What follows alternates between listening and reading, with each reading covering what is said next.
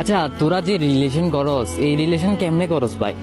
আমার একটু বুঝা তোদেরকে ভাই। মানে অল্প হলেও জ্ঞান বুদ্ধি নাই যে তোরা একদিন তো বিয়ে করবি ভাই, তাই না? বিয়ে করবি তো এই রিলেশন তোদের কেমনে করতে মন চায় আমার একটু বোঝা। মানে তোরা তো বিয়ে করবি এক সময়, হ্যাঁ।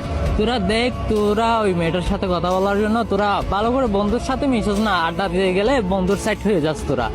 মানে তোরা শুধু ওই মেয়েটার সাথে কথা বলার জন্য, মেয়েটার সাথে কখন দেখা করবি, কি করবি না করবি, হ্যাঁ, এগুলো নিয়ে চিন্তায় থাকস। তোরা যদি বাসায় কি কোনো বাজারের অর্ডার দেয় আনতে বলে বাজার থেকে, ঠিক আছে, তোরা হুটহাট করে হয় চিল্লাই মাথার মেজাজ গরম করে ফেলস, না হয় এই সেই কত কিছু করে ফেলস তোরা। শুধু কি ওই মেয়েটার জন্য, ওই মেয়েটার জন্য তুই কতজনের কাছে খারাপ হস তোরা এটা জানস?